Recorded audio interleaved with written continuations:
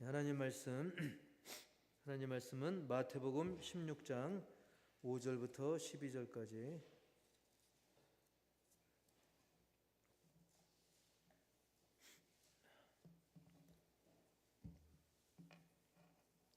마태복음 16장 5절부터 12절까지의 말씀 한 절씩 교독하고 마지막 12절은 같이 읽습니다. 제자들이 건너편으로 갈새 떡 가져가기를 잊었더니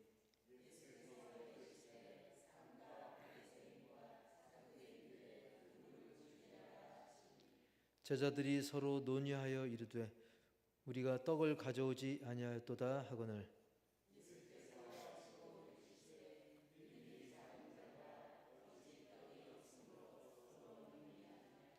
너희가 아직도 깨닫지 못하느냐? 떡 5개로 5,000명을 먹이고 주운 것이 몇 바구니며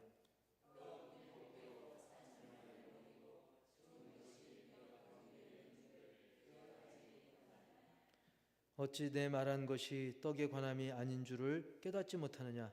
오직 바리새인과 사두개인들의 누룩을 주의하라 하시니 그제서야 제자들이 떡의 누룩이 아니요 바리새인과 사두개인들의 교훈을 삼가라고 말씀하신 줄을 깨달으니라.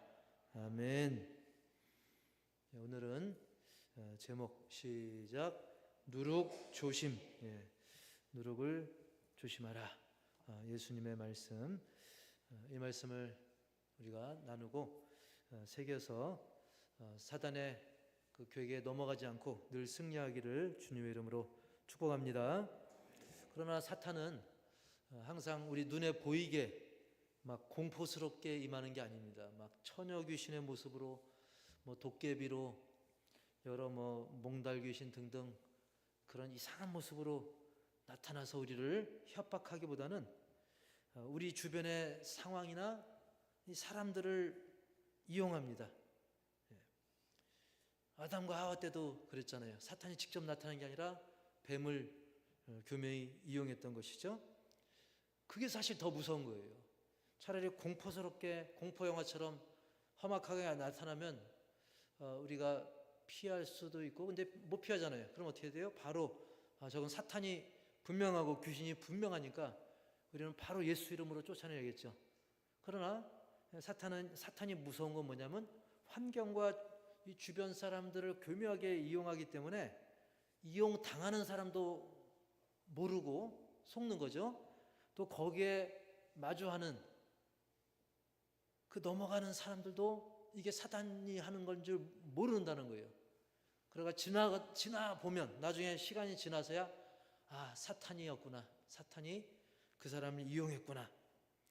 예수님 활동하던 당시에도 바리새인들과 또 사두개인들이 사탄이 이용하는 또 도구가 되기도 했었는데요. 그래서 일찍이 세례요한이 그들에 대해서 경계하기도 했었습니다.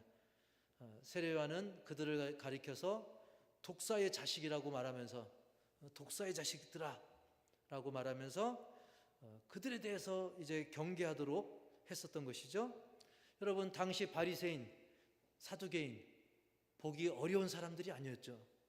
그냥 예루살렘에 거주하고 지나가다도 마주치고 지나가다 보면 막 두 손을 들어 기도하기도 하고, 즉 흔히 마주칠 수 있고 가까이 살던 사람들 중에서 사탄이 그들을 이용해 가지고 우리를 넘어뜨릴 수 있다는 사실입니다. 사탄은 멀리 있는 게 아니라 따라서 합시다. 우리 주변에 있다. 흔히 간첩, 옛날 간첩 보면 초등학교 때 막 교과서에서는 막 늑대 그림에 이제 인민군 모자 쓰고 따발총 들고, 근데 간첩이나 그런 사람들이 그렇게 다닙니까? 아니죠. 우리 주변에 똑같이 활동합니다.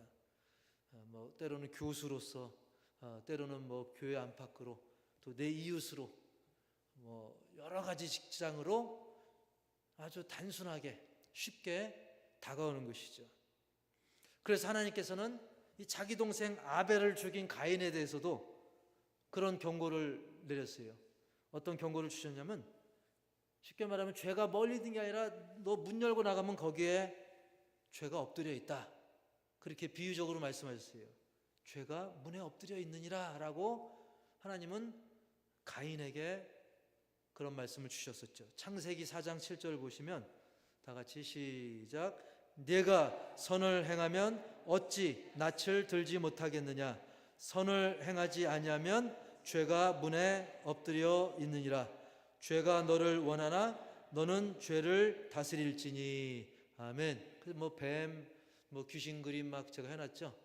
그리고 사두개인, 바리새인 이렇게 해놨는데, 죄는 저렇게 무서운 귀신의 형상이 아니라 정말 서기관 바리새인들, 그리고 창세기에서 하나님께서 경고하신 것처럼 죄는 가까이, 우리가 문 열고 나가면 바로 거기에 엎드려 있다는 거예요. 우리를 삼키려고.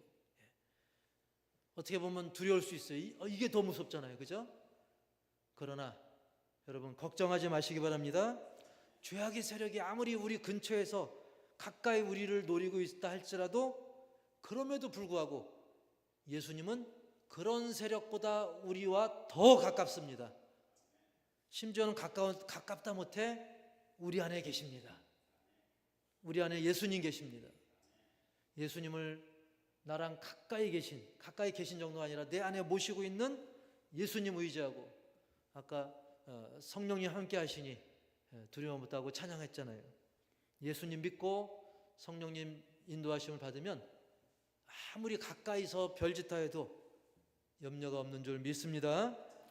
그래서 오늘 본문에 보면 이제 예수님께서, 본문의 이 배경, 우리가 지난주, 지지난주를 이렇게 떠올려 보면 예수님께서 막 병자도 고쳐주시고, 뭐 오병이요, 뭐 칠병이요, 막 그런 엄청난 기적을 일으키시고, 사람들의 관심이 쏠리니까 이제 바리새인, 서기관들, 바리새인, 그다음에 사두개인들이 시비 걸러 온 거죠. 예수님 넘어뜨리려고 표적을 구합니다. 그때 예수님께서는 거기에 넘어가지 않고 요나의 표적 외에는 보여줄 게 없다. 그래서 표적의 핵심이 그냥 뭐 사람들 구경거리인 줄 아니냐, 무슨 신기한 현상 그거 보여주고 인기몰이, 그런 도구가 아니다. 정치적 도구가 아니다. 그것을 분명히 하신 후에 예수님과 제자들은 이제 그들을 떠나서 건너편으로 자리를 옮기게 되는 그런 상황이 전개되죠. 그리고 장소를 옮기게 됐는데 제자들이 아마 그때 당시 좀 상황이 좀 혼란스러웠잖아요. 막 바리새인들 오고 사두개인들 오고 예수님과 그들 세력 간에 약 긴장, 막 뭔가 이 묘한 긴장 상태가 흐르고, 제자들은 거기서 안절부절 못하고, 그러다 보니까 당황해가지고 막 급히 길을 재촉하면서 식사거리를 제대로 챙기지 못했던 거죠. 16장 5절에 그렇게 그 말씀이 있죠. 시작. 제자들이 건너편으로 갈새 떡 가져가기를 잊었더니, 먹을 거를 못 챙긴 거예요. 근데 그때 마침 예수님께서 6절 말씀하십니다. 6절 말씀 중에 시작. 삼가 바리새인과 사두개인들의 누룩을 주의하라. 여러분 사실은 떡으로 번역을 했지만 실제로는 빵이죠. 과거에 이렇게 성경 번역하다 보니까 이제 떡으로 번역했지만 실제로는 빵인데, 빵을 만들려면 이렇게 누룩을 넣어서 부풀게 하잖아요. 그러니까 누룩하면 이 빵과 연상해서 생각할 수 있어요. 우리로 말하면 이제 밥을 떠올릴 수 있는 거죠. 그러다 보니까 제자들은 예수님의 그 말씀에 대해서 뭐 도둑이 뭐 제발 저린다고, 아차 우리가 이 빵 못 챙긴 거 이렇게 혹시 그걸 말씀하셨나, 이제 오해를 하는 상황이 생기는데요. 사실 여기서 예수님께서 삼가 바리새인과 사두개인들의 무엇을 주의하라? 누룩을 주의하라 그랬어요. 누룩을 조심해야 된다. 근데 이 누룩이라는 게 뭡니까? 우리가 누룩 자체를 그냥 먹는 게 아니고 다른 음식물에 들어가서 효소 역할을 하는 거죠. 효소 같은. 그래서 그 음식물을 발효시킬 수 있는 그 효소가 바로 누룩이죠. 그래서 이 누룩이 들어가게 되면 그 음식물이 이제 원래 상태에서 다른 상태로 이제 변화를 일으키게 됩니다. 막 부풀어 오르고 모양도 변하고 맛도 이제 달라지죠.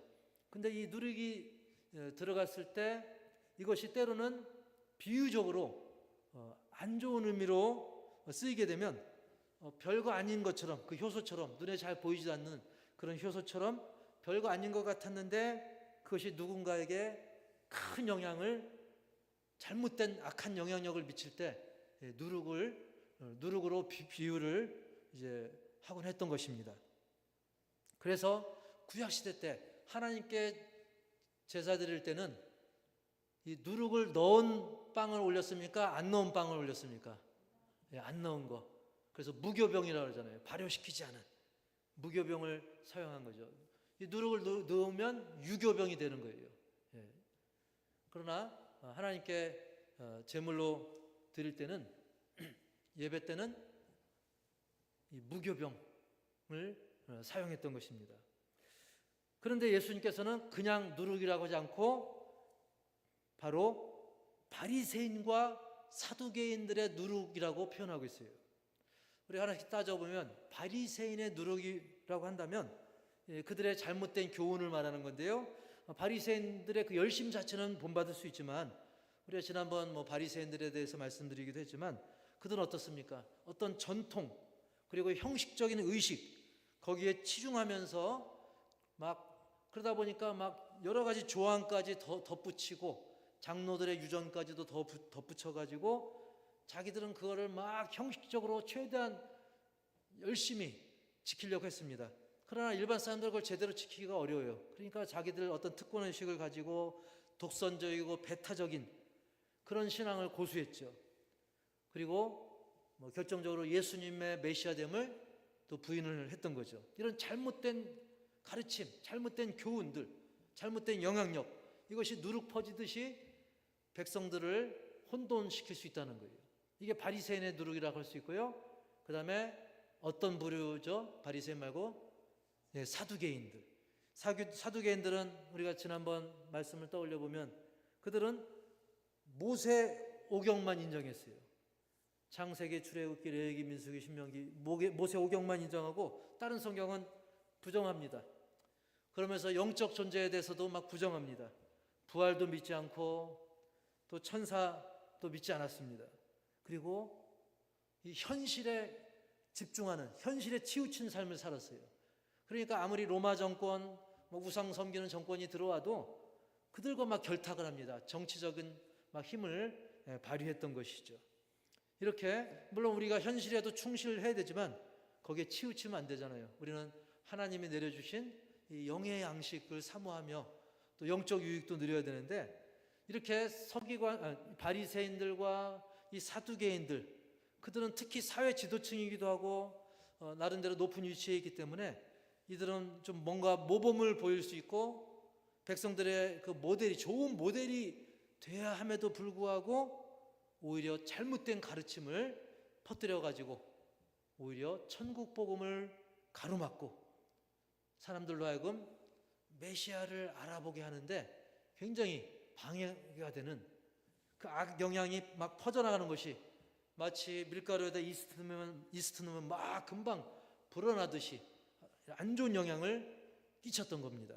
그래서 그들의 그런 잘못된 교훈과 가르침을 누룩으로 예수님은 표현했던 것이죠. 오늘날도 이단들 보면 어떻습니까? 이단들 보면 성경의 내용을 처음부터 끝까지 다 바꾸는 게 아니라 자기들 입맛에 맞게 일부를 살짝 바꿉니다. 교묘하게. 그냥 우리가 정신 안 차리고 그들의 어떤 전하는 거를 듣거나 그들의 경전을 보면 놓칠 수도 있어요. 그러나 아다르고 어다르다고 마치 누룩처럼 보이지 않을 정도로 그냥 살짝 바꾸는데 나중에는 이게 복음이 아닌 게 되죠. 그래서 그 영혼이 망가지고 그 가족이 망가지고 심지어 교회 공동체도 이단에 넘어가는, 마치 누룩 퍼지듯이 그런 것을 우리가 보게 되죠. 더 나아간다면 나라까지 위태할 정도로. 자, 이렇게 잘못된 영향력을 예수님이 이제 누룩으로 표현을 했는데요. 그런데 예수님의 제자들조차 정말 그 예수님 눈치를 더 잘 봐야 되는데 오히려 바리새인들, 사두개인들, 그들이 힘이 있고 그러니까, 영향력 있으니까 제자들조차 그들 눈치를 또 보기도 했다는 거예요. 여러분, 지난번에 읽었던 말씀 중에 마태복음 15장 12절로 돌아가 보면 이런 말씀이 있어요. 시작.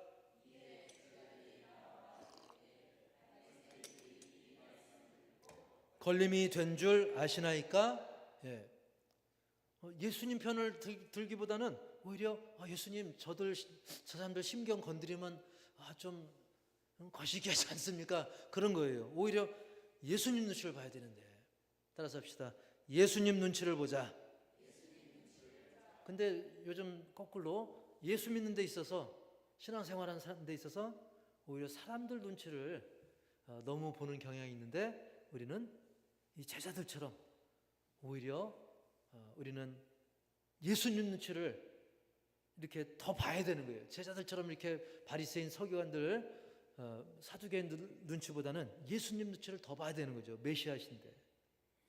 그래서 예수님께서는 제자들조차도 이렇게 흔들리는 모습을 보면서 이런 바리새인들, 사두개인들의 이런 잘못된 교훈에 대해서 조심할 것을 경고하고, 행여나 그들을 본받거나 그들의 악습에 빠져들지 않도록 경고한 겁니다. 그런데 그 바리새인과 사두개인들의 그 누룩을 주의하라, 그 말씀에 대해서 제자들은 말귀를 쉽게 말하면 못 알아들은 거예요.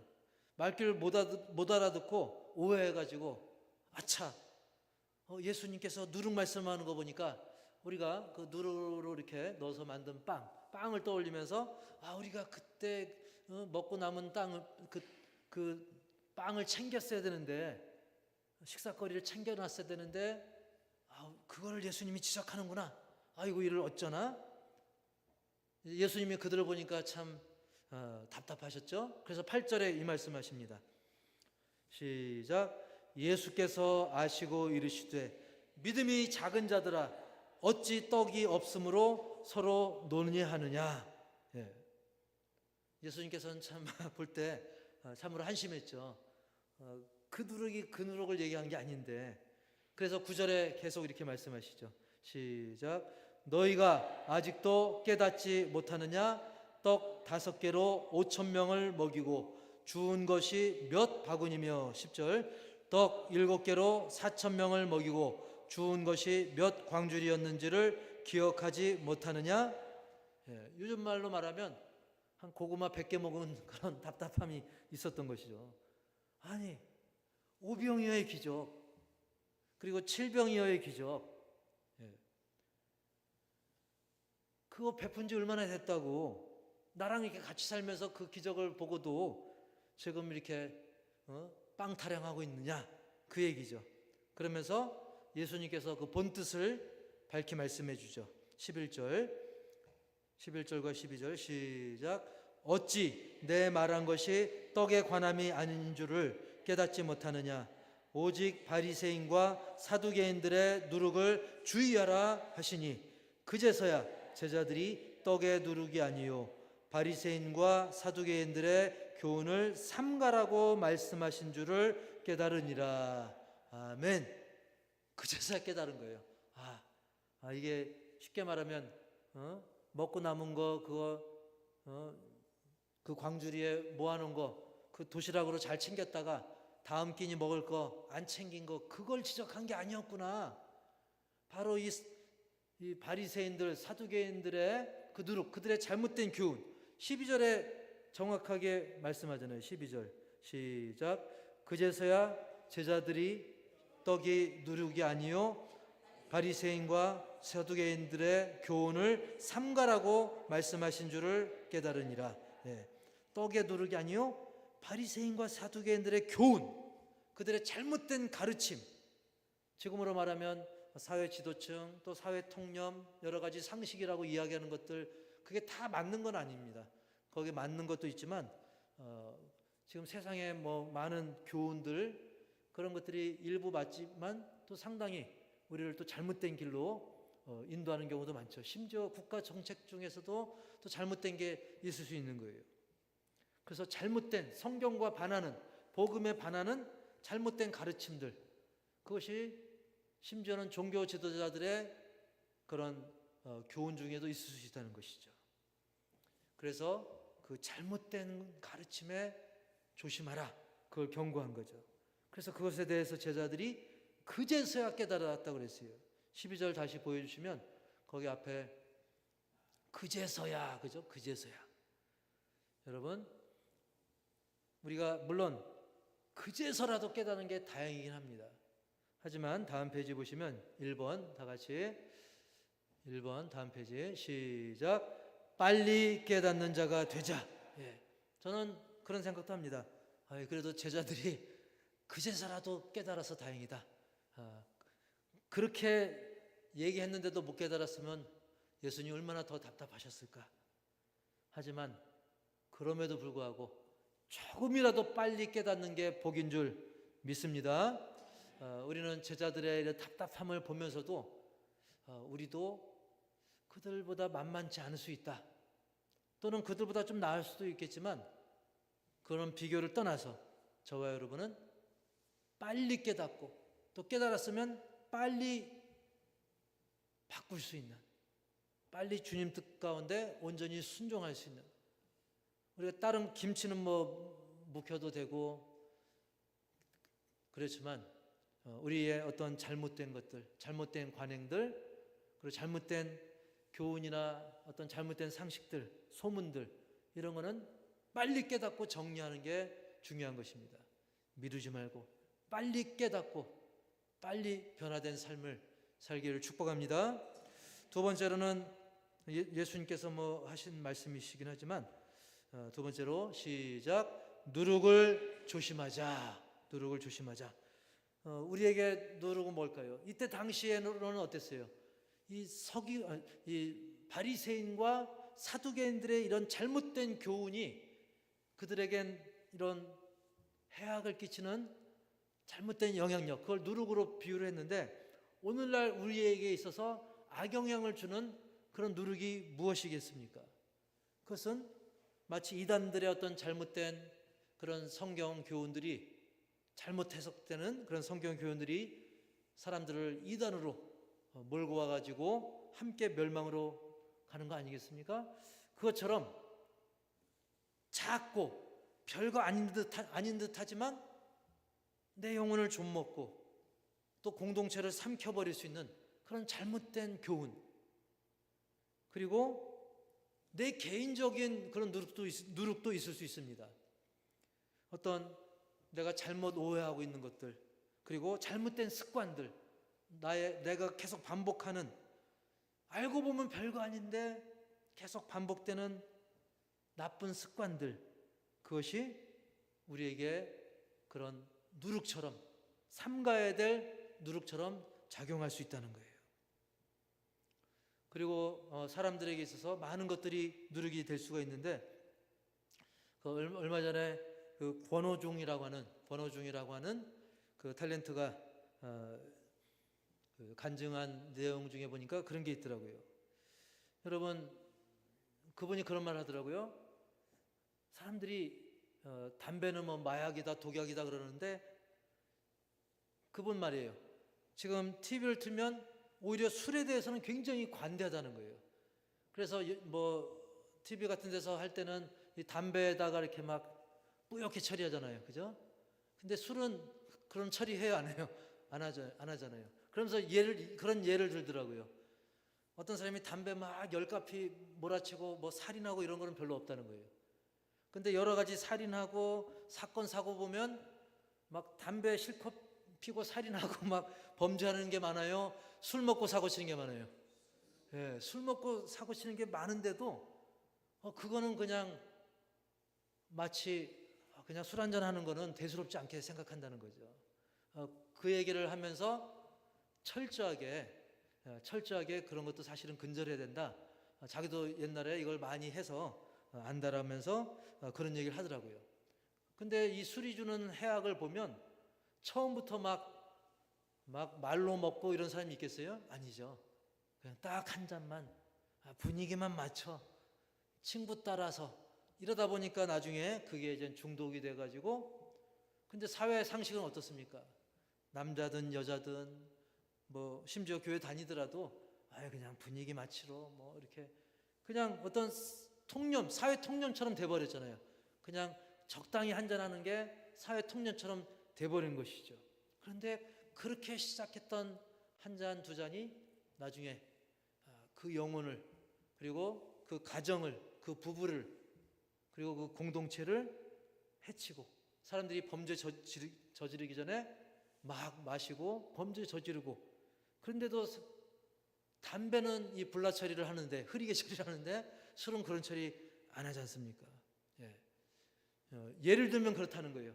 그런 술처럼 여러 가지 사회의 어떤 잘못된 편견, 습관, 그리고 내 개인적으로도 어떤 우리가 이거 뭐 다음에 고치면 되지, 내년부터 작정하면 되지, 이렇게 알게 모르게 스며들고 있는 그런 못된 누룩과 같은 그것이 결국 내 마음을 꽉 채워가지고 언젠가 나를 삼키고 가정을 삼키고 공동체를 삼킬 수 있다는 거예요.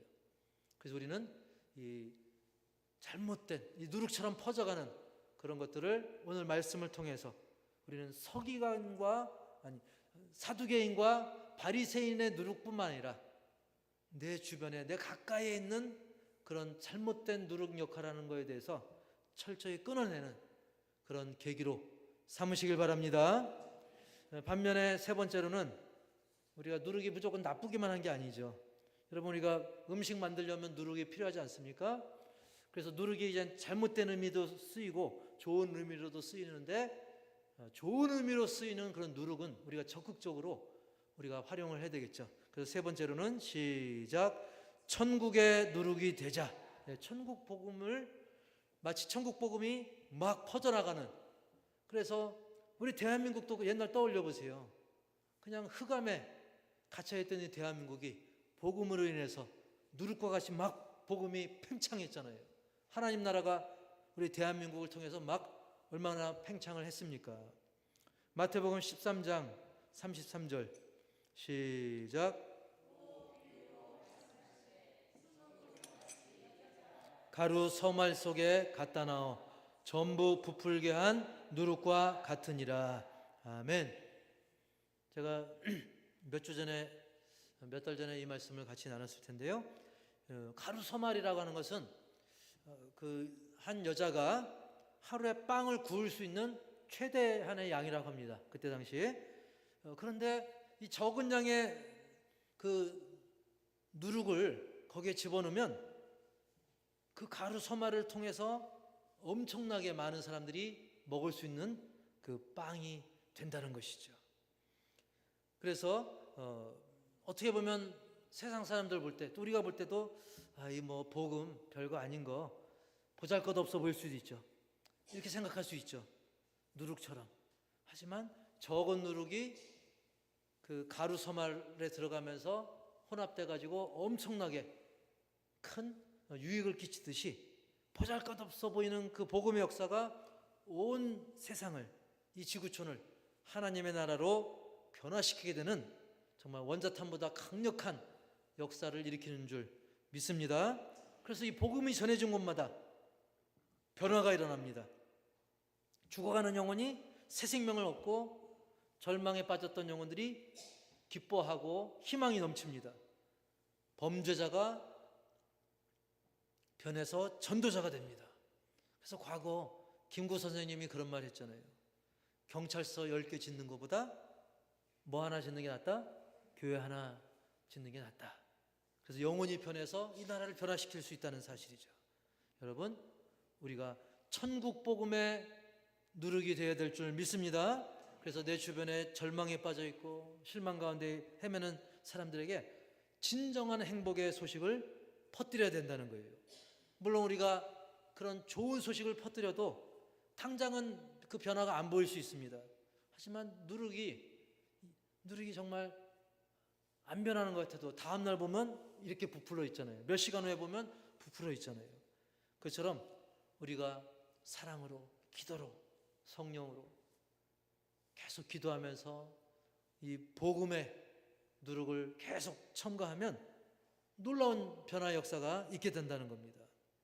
그래서 당장 그들이 받아들이지 않아도, 믿지 않아도 오직 예수 그리스도의 사랑으로 그들이 돌아오게 될 줄 믿습니다. 어떤 영혼은 뭐 1년 만에, 6개월 만에, 또 어떤 영혼은 20년 만에 돌아오기도 하는 것입니다. 여러분, 그 발효의 속도가 어찌됐든지 반드시 이 복음은 발효가 되는 것입니다. 성령으로 발효가 되는 것입니다. 우리가 이제 우리 몸을 생각할 때도 신체적으로 어떤 나쁜 균들에 대해서 소극적이고 방어적으로 대처하면 불리합니다. 거꾸로 이제 예를 들면 막 병들고 뒤늦게 대처하려면 그게 퍼져가지고 더 어렵죠. 오히려 어떻게 해야 됩니까? 이 나쁜 것들에 대해서는 평소 운동도 하고, 그리고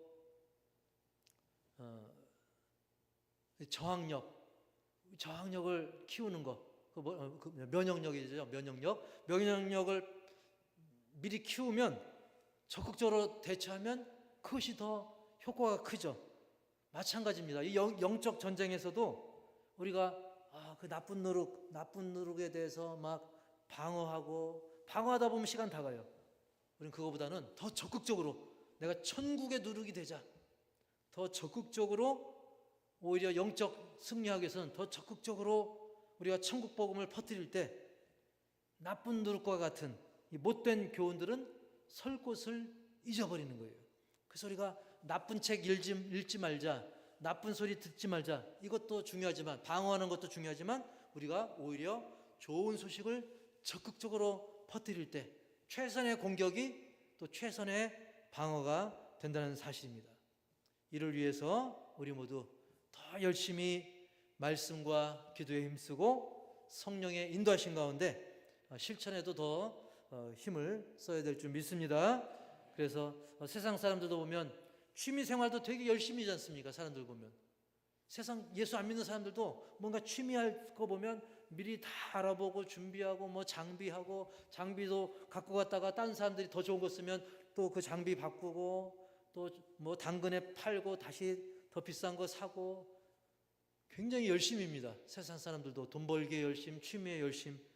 하물며 우리는 이 천국 복음을 증거하고 내 영혼의 유익을 위해서 우리는 단단히 마음 먹고 정말 능동적인 그리스도인의 삶을 살아갈 때 천국 복음이 내 가정에, 내 이웃에 누룩처럼 그 역할을 해가지고 놀라운 그런 아름다운 우리 신앙 공동체가 더 든든히 세워지고 하나님 나라가 확장될 줄 분명히 믿습니다.